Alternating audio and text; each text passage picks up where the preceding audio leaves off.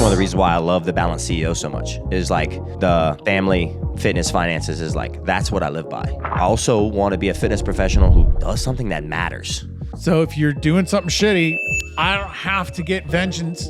Life will find a way to exact that for me. Yeah. If you've got something that the world needs, you have to do it. Fucking A. Fuck yeah. I appreciate that.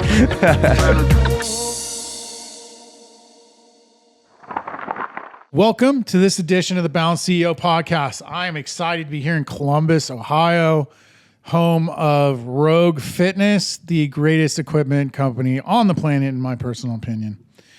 We won't mention any of the other things that are near here because those are just shameful. But I'm welcomed with Damon here. Super excited. Tell me a little bit about you. Yeah, man. First, thank you for having me. Yeah. It's a beautiful setup you got here, man. I been part of Two Brain for a couple years now. That's how we met. I have a gym out in Lafayette, Louisiana called Train Unique. Performer, professional MMA fighter, jiu-jitsu black belt, and recent owner of the Adaptive Fitness Coalition. So tell me more about black belt and jiu-jitsu. That's not something that happens overnight. No, yeah. 11 years. 11 years. So you started that, you're what? Like, you're barely in your 30s, I just turned 30 in Yeah, August. I was going to say, so you started young. Yeah. I wrestled through high school. Okay. Graduated high school and I was going through a lot. My dad actually had just gotten arrested, was probably about to go to prison for a long time. I was in college, and I was like, I need an outlet or I'm going to get into some bad stuff. So I got into jiu-jitsu and martial arts and then started fighting. And just kind of took off from there. That's amazing. Did it come naturally, or was it something that you had to work pretty damn hard at? So I don't know how much of my story with CAH you know. I have an adrenal gland disorder called congenital adrenal hyperplasia, which basically means, it's a mouthful, yeah. So it basically means that my adrenal glands don't produce any cortisol. So I don't produce stress hormones, which means on one hand, that's why I have this tattooed medical alert actually, because I broke like 50 medical alerts, and if I get hurt or go into a stressful situation without medication, I'll die. And so when fighting came along, like when I'm training, I can't produce any extra cortisol, which makes it tough to train. But when I would fight, I would take the steroid by mouth, which means I would have as much as I needed, but never too much. So like I'd be in these fights with these guys and like they're like freaking out and I'm trying to like get myself there, you know? So it kind of turned into a superpower. I mean, it came naturally in the sense that I like to fight. The training was just tough, as you can imagine. Yeah, so you didn't struggle with fight or flight. No. You're like, oh, you want to fight? Okay, like it's just another Tuesday, picking up the newspaper, Bro. you know. Yeah, there's actually a pretty sick picture that I have. I can send it to you, and it's a picture of me, and I had like just about broken this dude's arm. I heard it snap a couple times in a pro fight, and I'm just standing there like, because I had a baby a week before, bro. I had my third kid a week before the fight, like 3 days actually, and it's a pro fight. We're fighting for money, so I wasn't gonna cancel, and I'm like standing there with the ref. And just like stone cold, and that dude's on the ground like holding his arm, and I'm just like stone cold, like get me back to my wife and kids, bro. Like let's go home. So I mean it helped pave the way for gym life and funded the gym in the early years, and learned a lot of life lessons for sure. That's amazing, man. So you accomplished black belt, then recently. Black belt. I got my black belt in January of this year. Wow. Yeah. Wow. Congrats. Thank you, man. Yeah, it took me freaking 12 fights. 7 pro fights to get it. They made me work for it. 12 overall fights, 7 of them pro. Submission wins in pro MMA, submission wins in jiu-jitsu competitions. But my lineage of jiu-jitsu is very hard-nosed, hard grind. Like you got to earn it. So they really made me work for it. What's your school? It's Gladiators Academy of Lafayette. So Tim Crater is my coach. Crazy Tim. He's actually his professor is Rodrigo Madeira is out in San Diego. Oh, right on. So he's like Tim is like legit old school Gracie jiu-jitsu. Like I was gonna say, I remember Tim from Ultimate Fighter. The Ultimate Fighter. Yeah, that's my coach. He was one of the few guys back then that was like a legit jiu-jitsu guy. Legit, bro. Yeah, and that was back in the day before it was kind of cool. Yep. Back then, it was like when you had a legit jiu-jitsu guy, everybody was like, "How do you even fight a guy like Yeah, dude, you get your stuff tangled up, bro, and you're in Yeah. trouble. You're in trouble. So now it's like obviously very normalized, and it's incredible because it is an amazing sport. But yeah, so that's our lineage, and yeah, man, it's a cool feather in the cap, you know. I mean, I know you got to usually prove yourself to get your black belt. I don't remember. I could be wrong, so shoot me if I'm wrong on this, guys. But pretty sure when I was gonna attend Nick and Nate Diaz's original gym in like the rough parts of Stockton, California, and he was right up the street from where I was working at the time. No way. And I was like, all right, I'm gonna go there and start learning. And the guy that owned it was their original coach. Wow. And he said, I don't know how much he was bullshitting me or just trying to sound cool, but it sounds legit from everything I've talked to people that have black belts. It was Nick or Nate. He said, break the guy's arm in this fight and you'll get your black belt. So they just That's probably true. They said, no doubt. And they went out and broke the guy's arm and I bet that's true. got their black belt. That's crazy. Like literally got it. Like they won. night. They got handed a belt for the championship in the company they were in, and then they got handed a black belt. And they cared more about the black belt. Oh, absolutely. So I'm in an amateur fight. This is years ago. I'm in an amateur fight. I'm a blue belt at the time. And as amateurs, we don't get paid. Like we're just in there trying to build our career. And Tim is in my corner. And I've got this dude in a nasty armbar, dude. Nasty. And his arm is way past extended. Yeah. And I'm looking at Tim and looking at the ref like, this is an amateur fight. Like, this dude needs a tap. Tim's like, fucking break it. And I was like, dude, this is just kind of for money. And he's like, fuck it. So sure enough, I kept on cranking, pop, pop, pop. And he eventually, but dude, I was like, and then I got my purple belt. So like these dudes are crazy, bro. Like they're nuts. I mean, it was cool while I was doing it, but these like high level martial arts guys, they're got some screws loose. So you're out here brawling for money. I say that jokingly. I know it's not brawling. I mean, basically, but yeah, you're out there getting violent, getting down for money. For sure. Taking steroid pills to just feel it. Right. To be at a baseline. Right. Just to like be like, oh, I see why people have nerves. Yeah, yeah. Finally. Yeah. So you're doing all this. What makes you decide to open a gym? And like, I don't. Isn't really a jiu-jitsu gym, correct? Like, no, it's more like legit training, strength, functional capability. What made you kind of transition? Were you lifting through the whole entire time with jiu-jitsu, or is this something you were doing originally? So my life has always, like from the time I'm 18, so I got into fitness when I was like in middle school. So because I had CAH, all the steroids that I was taking, if you take like a side effect of taking steroids, if you know anybody else on it, you hold body fat. Oh yeah. Like a lot of body fat. Yeah, you bloat very quickly. You bloat very quickly. And so I'm living on these, like 3 doses a day, my whole life. A lot of it experimental. I've been part of NIH my whole life too. And so I was really fat and overweight in middle school and got into fitness and was like, I'm going to take control of my life. And I became a fitness nerd in like the 8th grade, like nutrition, lifting, the whole 9 yards, playing football, wrestling in high school, trying to get in shape for that. So fitness was always like a very, very important part of my life. Right. Yep. And as well as what sports was. So then when I graduated and started doing jiu-jitsu and martial arts, my first job was at the UFC gym actually, in Lafayette, coaching like fitness kickboxing. They sent me to Cali to get certified through UFC Gym Corporate in Santa Ana. Oh, okay. I got my CPT out there. And then I was just coaching like general population fitness classes, kids wrestling classes, stuff like that. And then a nonprofit approached me to do what's called the Dreams boxing class. So it's a special needs boxing class. And I'm 18 years old. Total disaster, dude. Like I'm teaching like 10-piece combos to a bunch of kids with autism and Downs. Like bad news. I was like, guys, I'm really sorry. This is going to get better. And they were like, that was awesome. Can't wait for next week. And I was like, okay. So I changed it to fitness.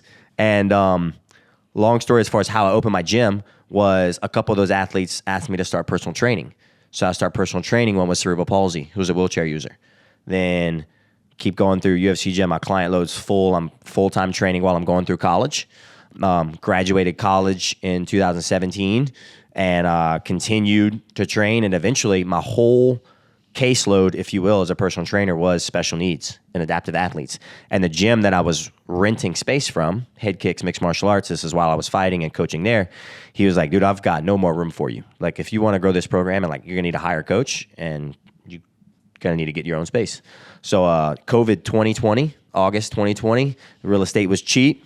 Loans were cheap. Jumped in and got my own space in August 2020. So you bought your location, or did you just finance the equipment? Finance the equipment through an SBA loan, which brilliant, good times. Oh yeah. So financed through an SBA loan in 2020, was in that spot for 2 years, and then purchased the spot we're in now in August of 2022. So just to give people a perspective, because I got a lot of California listeners, what did you pay for your commercial space? My rent was $2,000 a month. Okay. How much did it cost to buy your commercial space you have now? 1.1. 1.1, we financed 850 or something like That's that. not And it's bad. 10,000 square foot. Okay. Yeah. 10,000 square foot. Yeah. All right. That's not too bad. That's pretty comparatively. That's not very low. So you're close to about, was it Baton We're about Rouge? an hour and a half west of Baton Rouge. Okay. Yeah. So the spot that we're in is we're right behind the hospital, right behind the Top Golf. Right behind so the you're in premium. We're in premium commercial, spot. okay. Yeah. That completely changes things. Yeah, You got a so Topgolf. we are in the epicenter of Lafayette, praise God. And it's funny, when we bought it, we weren't really. Yeah. And we were behind the hospital, but then boom, things just started new shopping centers, all that stuff started popping up where we're at. But the story is, my partner, he had been lease purchasing the space for 3 years. So he already paid down hundreds of grand. Yeah. And so we got to move into the space with basically zero money down. That's amazing. It was amazing. It was God's plan for Train Unique for sure. Yeah. I mean, Lafayette is not a small city in terms of of New Orleans or Louisiana as a whole, right? No, we're probably third. New Orleans, Baton Rouge, Lafayette. We have about 250,000 people, 300,000 people in our area. Yeah. So you guys have a pretty large bucket of people to pull from for Train Unique, because obviously, adaptive athletes they are a plenty, but they're not exactly. No, yeah, they're probably, so the numbers say about 12% of our population has a disability. Okay. But that includes old people with disabilities. Right. That's not really what we are. We're adaptive and special needs. So we're intellectual athletes, Down syndrome, autism, cerebral palsy, Prader-Willi, stuff like that, and adaptive athletes, spinal cord injuries, traumatic brain injuries, strokes, cerebral palsy who use wheelchairs or walkers, ataxia, muscular dystrophy, and multiple sclerosis. So we're adults and teens with special needs and disabilities, not old people who are technically disabled. Right. Okay. I mean, that makes total sense to me. Tell me more about this process. So if someone is in your gym or comes to your gym and goes, hey, I'm brand new to this, my son has Down syndrome, where do we start? What do we do? How does that process look comparative to a normal gym intake? It's my favorite part. I'm smiling because it's my favorite thing is to turn someone who's never ever been in the gym, because most of our athletes have never been in the gym, into a full-on gym bro. That's my favorite thing to do. But basically it's going to be, we have to look at this from a very high level view. So number one, what's their diagnosis? Okay, let's say they have Down syndrome. Okay. Number two, how old are they? Okay, they're most of the times they're between the ages of 21 and 45. Okay, they probably just graduated high school and now they're looking for the next thing. Because high school, their days were filled in high school, and now they graduate and it's they fall off the face of the earth, man. They need positive things to fill their times with. So we look at, are they still in school? Are they still in any therapies? Are they in physical therapy, occupational therapy, speech therapy? Are they part of a day program? Do they have a job?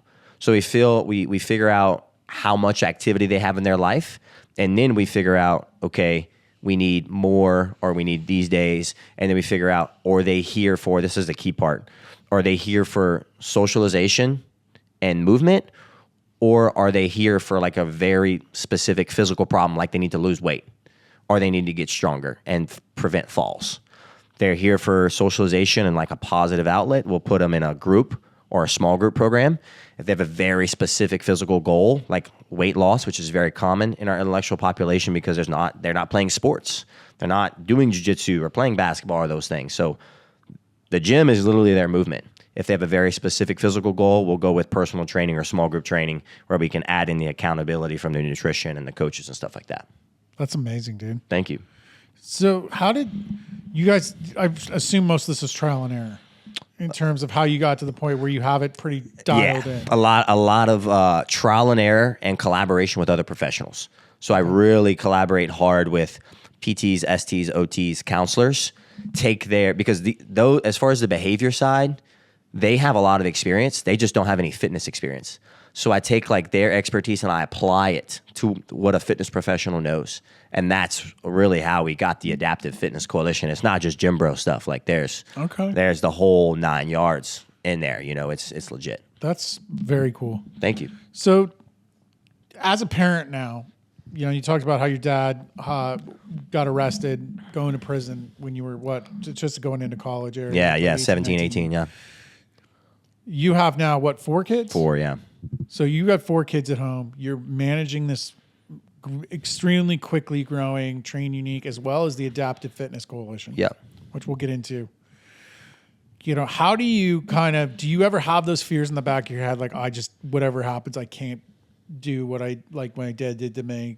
You know, I can't put my kids in this type of position. Like, does that kind of ring in your head? How do you manage that with like all these demands and like to make sure you're there, you're available, Yeah, that's a great question. That's one of the reasons why I love the Balanced CEO so much is like the family fitness finances is like, that's what I live by. Like that, like family first, always fitness a close second, finances a close third. But really it's just about, I've stayed pretty disciplined really and truly. And like training is my sanctuary, both like lifting and training in the weight room, strength and conditioning and martial and jiu-jitsu. Like that's my sanctuary. And I truly believe that most of the time when men fall, most of the time you just get soft and undisciplined and they let whatever is going on in their heads rule them. And I basically said that like, that's not going to be me. Like I'm gonna stay sharp, you know, and focus on my fitness and being a weapon and devote myself to my mission, which is, you know, spreading accessibility to fitness for adaptive and intellectual athletes and being with my family. And that's basically the only 3 things that I do like every single day is like I train, I work, and I'm a dad and a husband. And, I actually like take joy in that. It's not like I feel like I have to fend anything off, if that makes sense. You know, like when I'm in the gym, like, sure, I'm tapping into some dark places, but most of the time I'm like, dude, this is what I was born for, you know? So it comes a little more naturally. And I know that I'm blessed with my purpose. Like my purpose is strong and I'm blessed with that. And I realize that. I'm thankful that it's came a little more naturally to me. Yeah. That's incredible, dude. Like I know when you have parents that kind of live on the wrong side of the law, it's really easy to fall prey to like, that's what I do. You emulate what you see. Right. Yeah. So to see that discipline and you kind of take the other road, that just shows a lot of character. I appreciate that, man. I'm a strong guy of like, I'll learn from other people's mistakes. Like that. I think that's one of the reasons why we're both here in this mentorship is like, dude, if I can learn from somebody else's $200,000 mistake, like I'll do that. I won't pay the dumb tax. Yeah. I'll invest in mentors. I'll work out. I'll do the things I need to do to save me as much pain as possible. Like I'm not a learn the hard way kind of guy. Agree. I will tell people till I'm blue in the face. I will spend $10,000 to save 100. Oh, all day. Because like I'll spend 10 grand on learning from other people so that I don't spend $100,000 learning it the hard way. Absolutely. Yeah, because it ain't just the money you lose. No. It's the sleep. Yep. You go talking about family, like it's the sacrifices your family have to make for your dumb mistakes, so Not I'm to with mention you. they got to deal with you being an absolute dickhead because of the stress you're all put pissed on off. yourself. Exactly. So yeah, dude, I'll spend the money on mentorship. I'll talk with people. I'll stay in the gym so that we can stay in between the lines. So this part is what I'm super excited to talk about. First off, it's been bobbing all in my head this whole time. What is NIH? NIH is the National Institutes of Health. Okay. So I've been a lab rat for the government since it. I'm like 3 years old. Yeah. Okay. So we've been testing all these cool forms of steroids. So basically, the one that I'm testing now is a first circadian released steroid. So you take it at the same time in the morning and the same time at night, and it releases when your body would normally release hormones. It's very cool. That is, that's definitely science. It's like, like if you're familiar with prednisone and hydrocortisone. Yes. You take hydrocortisone, it metabolizes. Yep. It metabolizes, it wears off, you feel like crap, and you're up and down. This one is like a steady release based on when your body rises and falls. It's pretty freaking cool. The next step would be, not to get too far into it, but the next step would be like diabetics wear monitors, and their bodies monitor their blood sugar so that you can have an objective number to know how much steroids to take. Yeah, the glucose and all exactly. that. Well, we don't freaking have that. Yeah. We don't have that because the thing is so rare, so they haven't had the funding to support it. But do you know how hard it is to guess how much steroids you need? It's very hard because you're like, okay, am I wore out because my body needs more steroids, or am I wore out because I didn't sleep well, or I ate like shit, right? So it's like, I'm really excited about that, and then hopefully gene therapy in the future. Hopefully they're because I have some of my athletes are on gene therapy with some of their rare diseases, and hopefully we can get to a point where like we can cure this thing. Do you feel, is there like a massive side effect to overdoing the steroid? Oh yeah, for sure. Weight gain would be number one because obviously cortisol is the opposite of testosterone, so it's a catabolic versus an anabolic hormone. So weight gain, mood swings, bad sleep, body fat. I mean, it's just a cascade of crap. The same thing we would see in a client who is overly stressed and could not manage stress. All those same things that you see are what happens when you overdose on steroids. Okay, so just the cortisol spike, and like, so there are some like immediate feedback loops to kind of tell you, okay, I took a little too much. Yeah. I got to back it off next time. Absolutely. And I kind of know where. For me, I rather suffer through feeling tired versus overdose. Got it. Like I just rather suffer versus than not like being I'd be able in to, the same boat. than not be able to sleep, gain a bunch of weight. We'll just suffer through it. Okay. Yeah, no, this is interesting because like you said, it is rare. I've never heard of it. Though I can talk about the IVIG, the what is it? Immunoglobulin intravenous. I took that for the Miller-Fisher Wow. GBS. So like gene therapy stuff. Like I know it's not technically gene therapy, but Right. the idea that they're putting good antibodies Nice. in through an IV Wow. to kill bad ones that have stayed past their welcome. Like it's That's- interesting to see how quickly something like that can just Help. Yeah, man. like the next day I was walking. That's crazy. Yeah, like I couldn't walk. And the next day I was like up and walking. That's With incredible. a walker, but still I was up and walking. Where were you? I was at a hospital in Sacramento called Roseville, literally right next to where I'm moving. Wow. And they had to drive me up there because they needed to get me in a neurological unit. Wow. And it was the only one with a bed. No way, dude. Yeah, so they drove me an hour and a half up, dropped me off at this neurological unit, woke up the next day to a guy at 3 a.m. or 4 a.m. going, all right, you ready to get your neck surgery, fusion surgery? I'm like, what? No. Like, that's not happening. And he's like, oh, misread the report. I'm like, what the Oh my God. Sorry. Wrong guy. Yeah. He said, that was just a hypothesis, but no, that's not what we've decided to do. I'm like, Dude. yeah, no shit. Wow, What? man. Yeah. Yeah, so spent like 3 days of them figuring it out. And then once they finally concluded it was GBS, which then the doctor at Stanford that cleared me looked at my reports and looked at the scans and said, I think it was actually Miller-Fisher based on what you're saying, which is it's an even more rare form of GBS. Wow. They gave me the IVIG, and I think it was 4 days or 5 days of it intravenously. And by the fifth day, I was basically back to I was walking like 30 minutes, 40 minutes unsupported, like just kind of. Dude. How long ago was this? This was December 2023. That's nuts, dude. Yeah. So 2024 was a rebuild year, and then Yeah. obviously they found the cancer, so I dealt with the kidney cancer. So 2024 is basically a rebuild year. 2025 is I'm starting to feel Trying to get back to it. pretty much back to Hell yeah, dude. or even a little past it. So But yeah, shit comes out of nowhere, man. Wow, dude. Well, I'm glad you're feeling better, bro. Yeah, the gene therapy stuff is crazy. Like I didn't realize like all that existed. You know? Oh yeah, they're doing some crazy stuff, bro. Yeah. And I mean, like my clients. So I train. I've got like actually clients all over the country now that I'm training with FA. It's called Friedreich's ataxia, and it's like a very aggressive form of ataxia that basically is shutting down their whole body, their whole nervous system. And so like these guys are some of my favorite clients to work with, but basically they come out with a new study or a new experiment, they're signing up. Like it really doesn't matter what it is. Like if any bit of hope, they're like, sign me up, dude.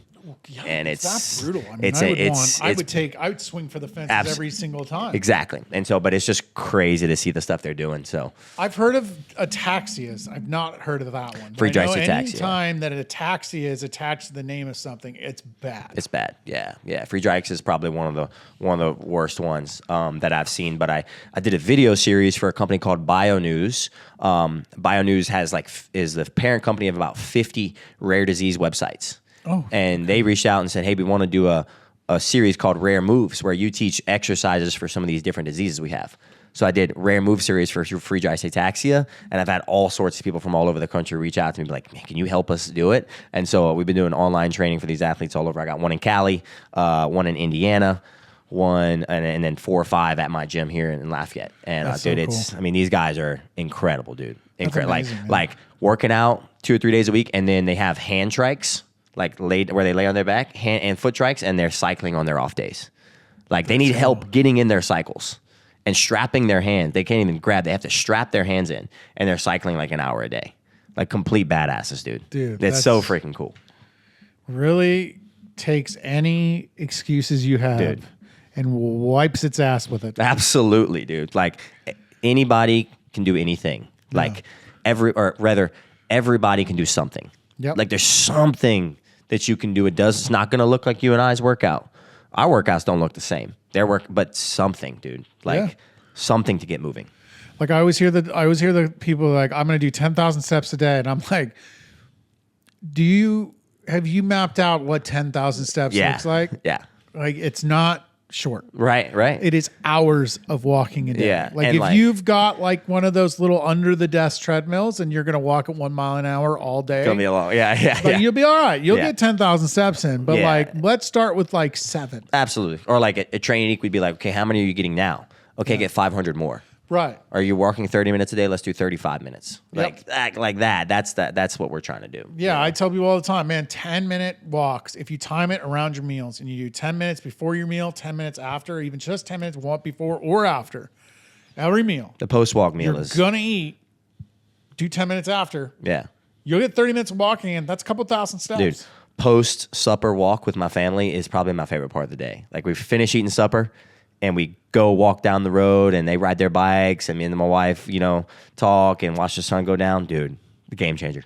That's amazing. Game changer. We're going to have to level up our stuff like and that. I find it helps with my sleep a lot.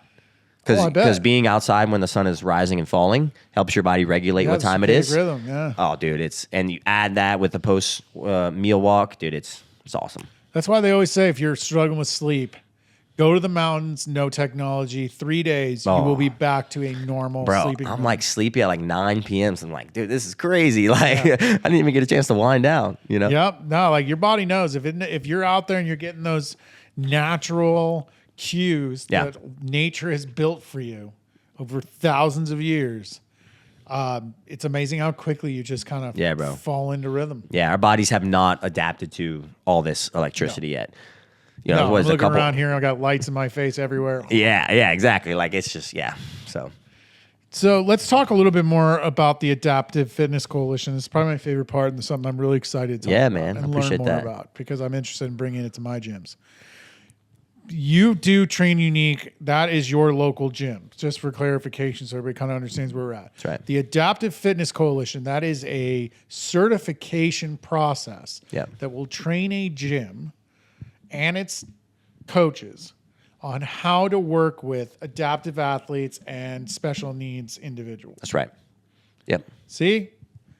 I'm already ready. Baby. You got it. Let's do it. I'm halfway there. I'll send you the link tomorrow, brother. Yeah, let's do it. So the mission behind the Adaptive Fitness Coalition is to help gyms become adaptive and inclusive. So to help them reach the overlooked communities of intellectual and adaptive athletes. There's thousands of people, hundreds of thousands of people all over the place that long to be part of a real legitimate fitness program And fulfilled. and fulfilled and feel a place of belonging and all those things. And gyms aren't equipped to do it. And so we've been doing this for years, very successfully.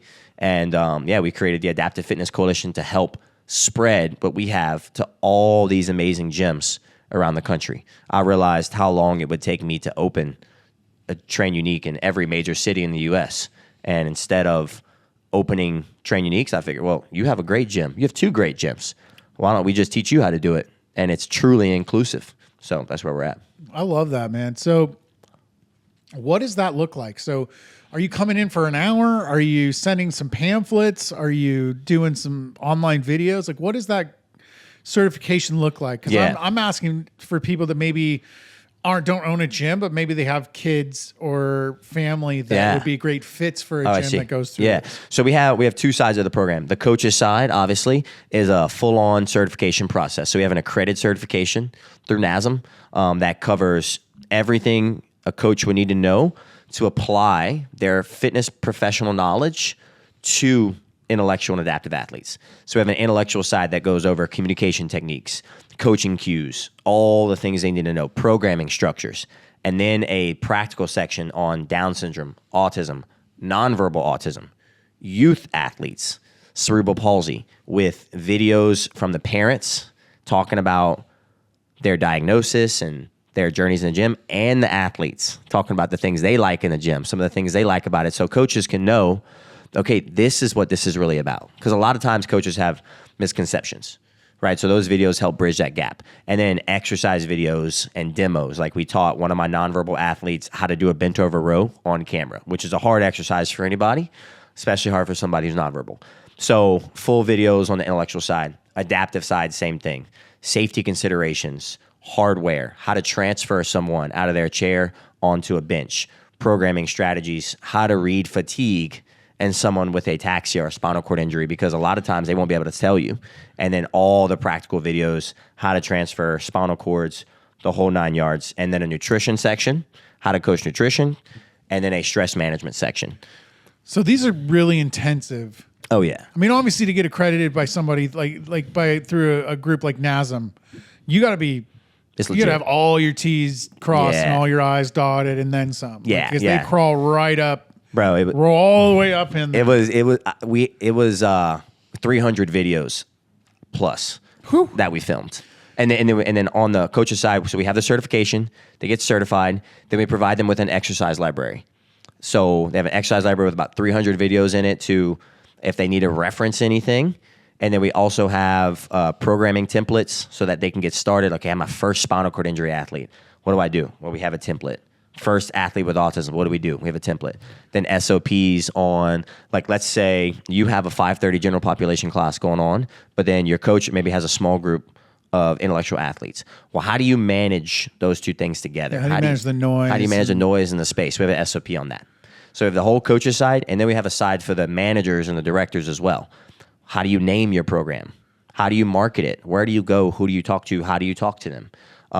Website page, template that we provide, the whole 9 yards, everything that you guys need to know to communicate, train, execute, and create an environment where people with intellectual and physical disabilities can feel welcomed. That's amazing. I mean, I'm inspired just by the amount of work you did to put this out there. It was a freaking beast, dude.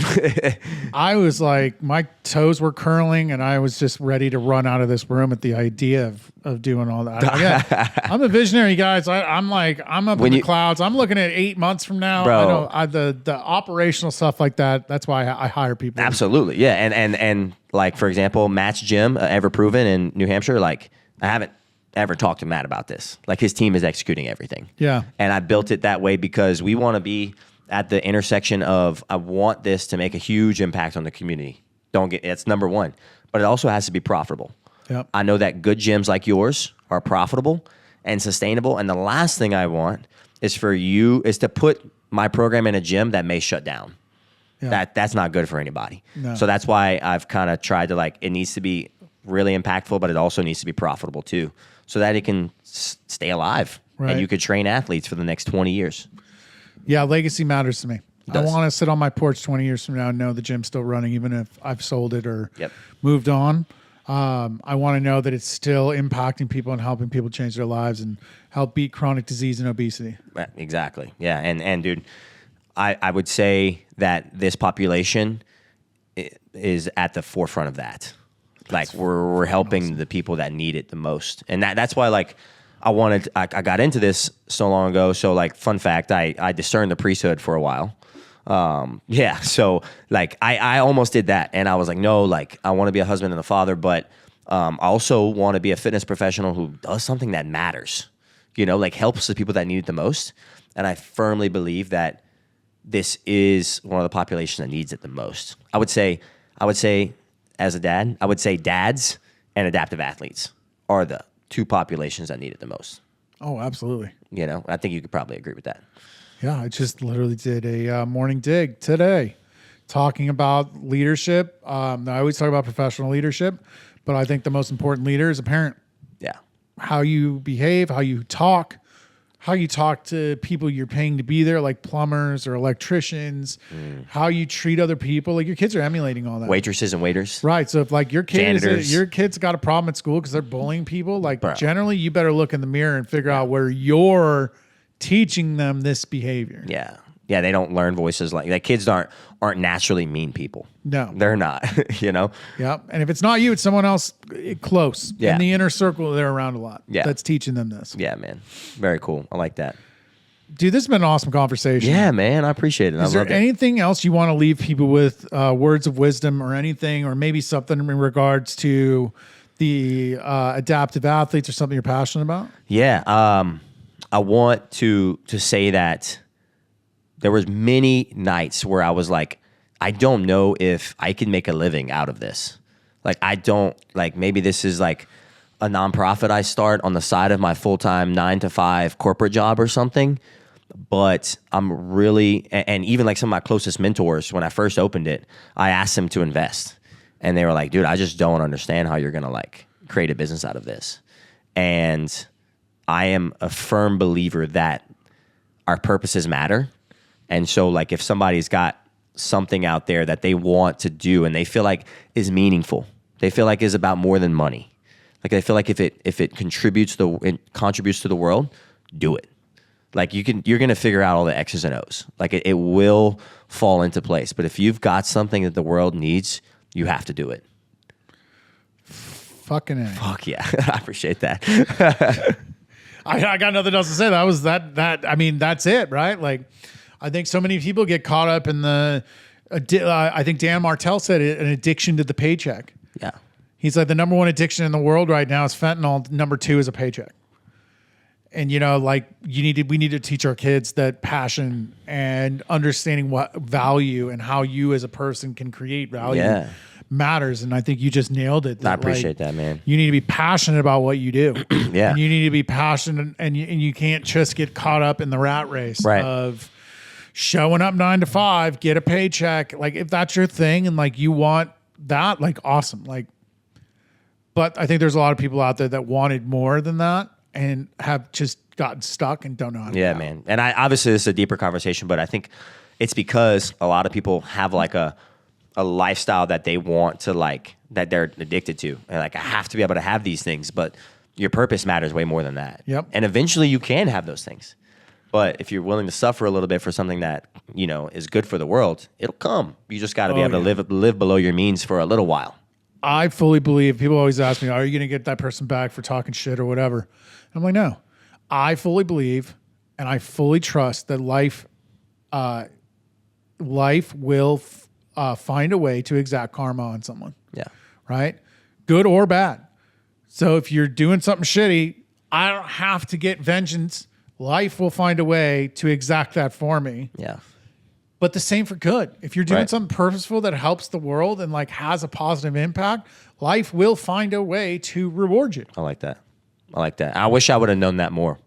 when I was in the beginning stages. You know, like I wish I'd had more people like it's gonna, you know. Yeah, but we don't learn. We only learn that by watching. Right. And if you're just you have your eyes and ears open and you're actually paying attention, you're watching the patterns of how life goes and the patterns and the cyclical nature of life. You just kind of start picking up on that stuff. I agree. I do think that when you're now, like, because how old are you?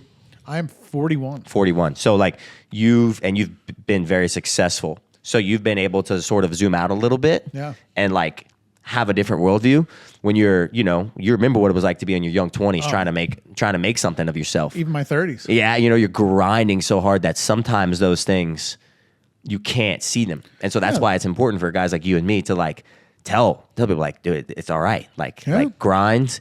And like you said, the universe or God, whatever you believe, is going to give it back to you eventually. Right. You know, it's that whole, it's so close to your face. You Yeah, can't because see you're it. in it, dude. You're in the weeds, you know? So. And I tell people that all the time. I'm like, you know, it really wasn't until I was about 38 years old that I finally started taking my health seriously. I started taking my mental health seriously. Like I started putting all those things together. And that's when all of a sudden the view pulled back. Right. And it went from like a 5X view. If you know iPhones, 5X is like you can see the hairs growing out of someone's nostrils. To pulled back to the half view. 0.5, yeah. Right. 0.5. And you can see everything. Yeah. And that's just over a few year period. Like my view just started pulling farther and farther back. I love that, man. And I feel like we're getting to a point. It's like I'm 30, then I'm starting to get to that where like my view is very zoomed out. I hope. And I feel like it's going to keep getting younger and younger where people are catching their heads and being like, okay, what's really important here? Right. Well, I think part of that is you put the work in at a young age. That's I think true. for a lot of us, we're out fucking around and partying in our 20s. And so it's work hard, play hard, and we get caught up in that vicious cycle. That's true. Whereas I think you just put your nose down and went to work. For sure. At like 18. And built something that mattered. From the very beginning. Full time through college. You know? So it's like at 30, you have the wherewithal of what I got in my 40s when I turned my shit around in my 30s. I see. That's true. That's a good point. So I wouldn't do anything different now. Than no, absolutely. I wish I could go back and just do what I did and work the way I work, but do it on something that mattered. Right. Yeah. Yeah. Well, now you're doing something that matters, bro. Right. Catching up. Hell yeah, Never too late. Hell yeah, baby. Thank you so much for your time, man. As always, I awesome. appreciate you. This was so awesome. If you guys want to check out Damon's work, please do so. Check out the Adaptive Fitness Coalition. Check out Train Unique. And hopefully be looking out for it sometime very soon at Altamont Performance Lab and CFT Fitness right in Tracy, California. Keep digging in.